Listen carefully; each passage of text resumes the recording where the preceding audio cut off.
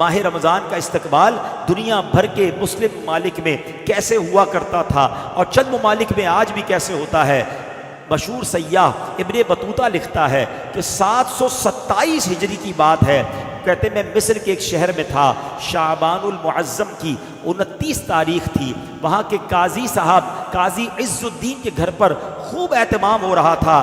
شام کے وقت وہاں علماء اور رؤساء اس کے گھر پر جمع ہو رہے تھے اور ہر آنے والے کا استقبال کیا جا رہا تھا۔ اپنی اپنی جگہ سب بیٹھ گئے۔ جب قاضی صاحب آئے تب یہ قافلہ دھوم دھام سے روانہ ہوا اور یہ سارے قافلے والے ایک بلند جگہ پر پہاڑ پر پہنچے، وہاں قالین بچھے ہوئے تھے۔ سب نے مل کر رمضان کے چاند کو دیکھنا شروع کر دیا۔ جیسے ہی چاند نظر آیا پھر وہاں دعائے خیر کی گئی اور اس کے بعد نماز مغرب ادا کی گئی اور اس کے بعد سارے شہر والے ہاتھوں میں فانوس لیے، اپنے ہاتھوں میں قندیلیں لیے، گویا رمضان کا استقبال کرتے ہوئے سڑکوں پر نکل آئے۔ اور اس کے بعد ماہ رمضان کا اسی طرح ہر سال استقبال ہوتا۔ ان کا کہنا یہ ہے کہ لوگ یوم الرقبہ یعنی سواری کا دن کہا کرتے جس دن رمضان کا چاند نظر آتا۔ اسی طرح میرے پیارے اسلامی بھائیوں، مغربی ممالک یعنی یہ جو مراکش اور اس کے اطراف کے ممالک ہیں، وہاں کے بارے میں بتایا جاتا ہے کہ آخری عشرے سے ہی رمضان کی، شعبان کے آخری عشرے سے ہی رمضان کے استقبال کی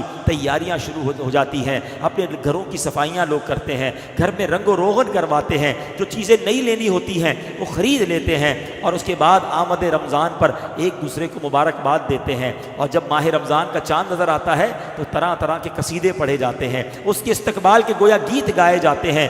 اہل یمن کا بھی انداز بڑا نرالا ہے۔ جب ماہ رمضان کی آمد ہوتی ہے تو اہل یمن کلام کے ذریعے، قصیدوں کے ذریعے گویا رمضان کا استقبال کرتے ہیں۔ اردن میں جب چاند نظر آتا ہے ہوٹل بند کر دیے جاتے ہیں اور سحری کے وقت لوگوں کو جگانے کا اہتمام کیا جاتا ہے۔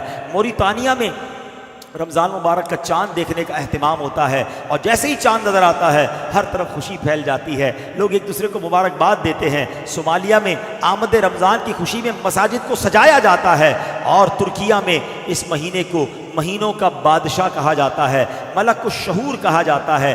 الغرض میرے پیارے اسلامی بھائیوں، اچھا انڈونیشیا کا تو عالم یہ ہے کہ وہاں لوگ رمضان کا چاند دیکھنے کے لیے ننگے پاؤں تعظیم کے ساتھ جاتے ہیں۔ رمضان آنے والا ہے، اس کا چاند دیکھنے جا رہے ہیں اور سبحان اللہ مسجدوں میں صفائی کا اہتمام ہوتا ہے، راستوں کو سجایا جاتا ہے۔ تو پتہ یہ چلا کہ اہل ایمان کا صدیوں سے یہ طریقہ ہے کہ اس مہینے کا استقبال کیا جاتا ہے۔